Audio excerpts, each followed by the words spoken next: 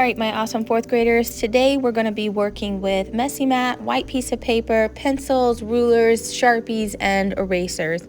You also will have a drawing guide for how to draw your crystals, and on the back side is some other different types of crystals as well.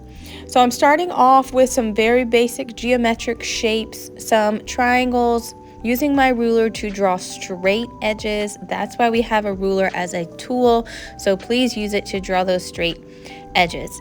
Next, I'm going to start drawing those facets, and that's the front edges. That's going to make them look three-dimensional. I drew a line straight down the middle, two diagonal lines coming from the sides, and then continued that straight line down. And instead of just creating shapes, we are now creating forms. Forms have three dimensions. They have height, they have width, and they have depth. So now we can see that they are creating this 3D popping out forms. You can also look at the forms sheet on the screen to see different forms that you can make as crystals. Down at the bottom, you can flip your paper over on the back side and see how to make diamonds, or you can just make rock formations for the bottom. When you're done drawing in pencil, you're going to trace everything with a Sharpie. You can decide what color Sharpie you want to use depending on what colors you want your crystals to be. I'm just using a regular black Sharpie, and that will turn out just fine. Make sure you're tracing everything with that, and then when you're done tracing with a Sharpie, you could have some extra straggly pencil lines, so go back over your artwork with an eraser and make sure you're erasing all those away.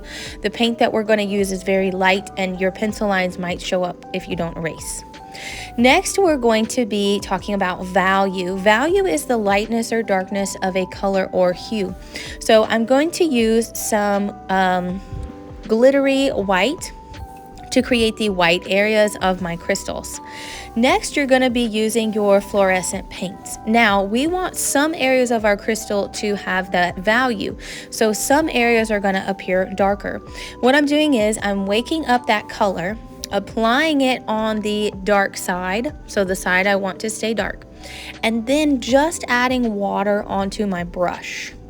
So making one side dark, or one facet dark, and then just getting water, and now I'm creating that value. Value is a scale, so you might have something dark, something in the middle, and then something completely white. You can use any colors in your fluorescent color sets for these. Some colors, when you're working in the black lights on these, they may show up darker, they may show up brighter, they may glow more than some other colors. I will say blue doesn't tend to glow as much as some of the other fluorescent colors, such as yellow, orange, or that bright pink. So you're going to be painting your crystals using different amounts of water to show value. So the more water you add, the lighter the color, the less opaque it will be. The more paint you use and the less water, the more opaque it will be, which means that it's not easy to see the paper through it. It's very dark in color. Then you're going to be painting your area at the bottom, and it can be whatever color you wish to paint. I'm also going to have salt on the tables. So you're going to sprinkle a little bit of salt all over your artwork, and the salt will absorb the water and create these little dots and